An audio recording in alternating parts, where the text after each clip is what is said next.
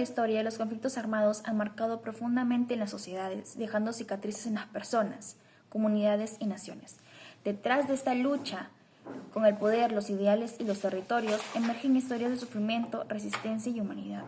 Pero incluso en los momentos más oscuros existen reglas que puedan limitar los horrores de esta guerra y proteger los derechos más vulnerables. En ese documental exploraremos cómo el conflicto armado interno da sus impactos y desde sus raíces, y cómo el derecho internacional humanitario busca equilibrar la dignidad humana.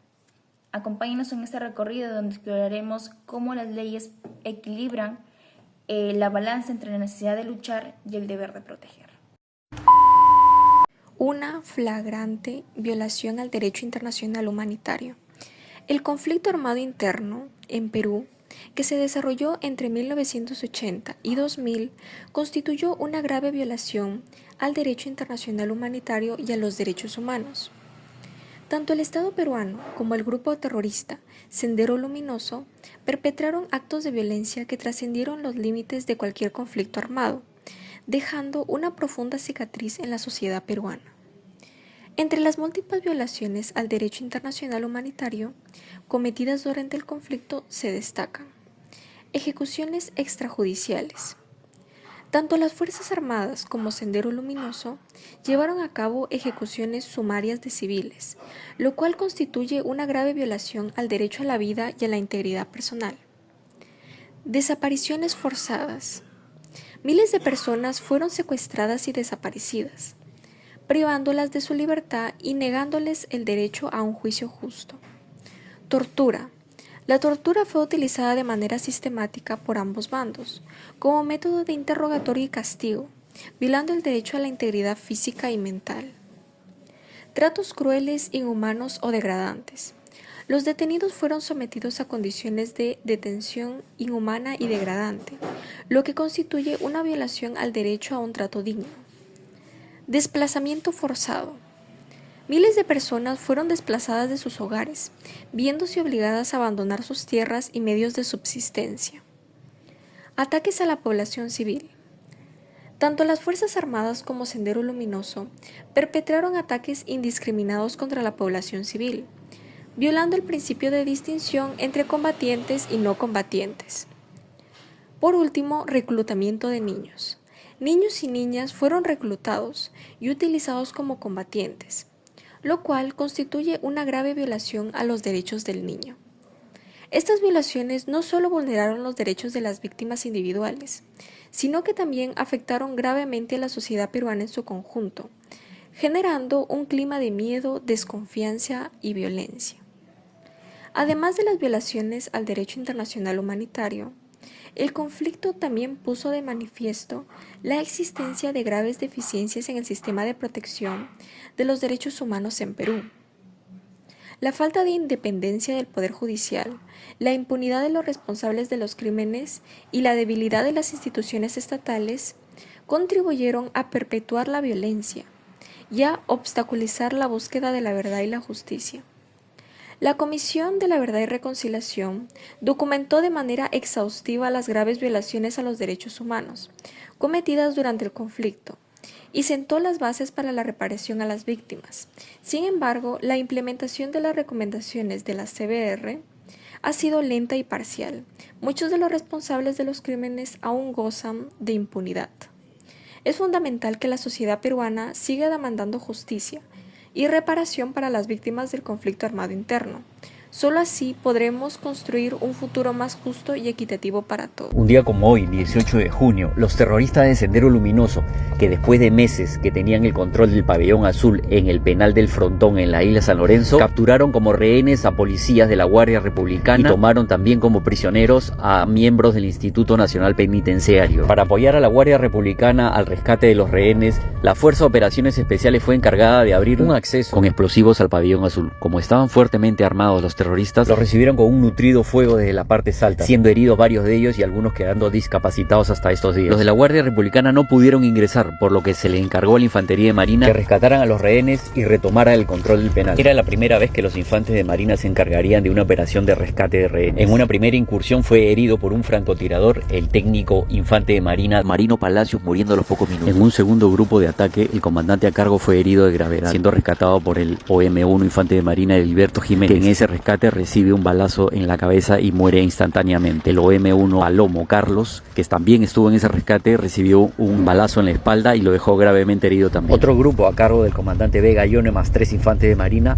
avanzaron disparando al objetivo subiendo los escombros del edificio. Es ahí donde el alumno Marco Ramírez recibe un balazo que lo mata instantáneamente. Los terroristas tenían un almacén de explosivos dentro que explota y parte del edificio se derrumba. En este hecho muere gran parte del Estado Mayor de Sendero Luminoso, cosa que nunca se lo perdonó a la Marina. Y por ello que meses después muere en un atentado el almirante Ponce Canesa y luego el comandante Vega Ione. Honor y gloria a los héroes de la Pacífica.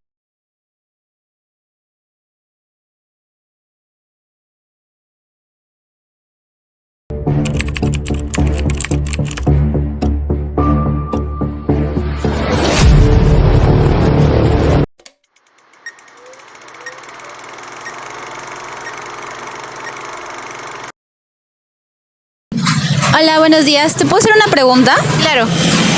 ¿Qué recuerdas sobre el papel que desempeñaron las Fuerzas Armadas y Sendero Luminoso durante los años más intensos del conflicto?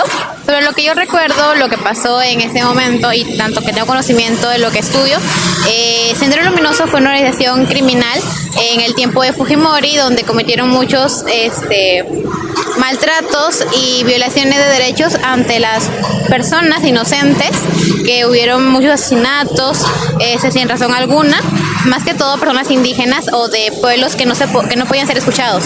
Por otro lado, las Fuerzas Armadas, en su labor de querer solucionar todo esto, cometieron igualmente violaciones hacia personas, igualmente hubieron torturas y hubieron desapariciones que hasta hoy en día no se pueden resolver. Ok, muchas gracias. Buenos días. ¿Qué papel crees que tiene la educación en la reconstrucción de la memoria colectiva sobre el conflicto armado?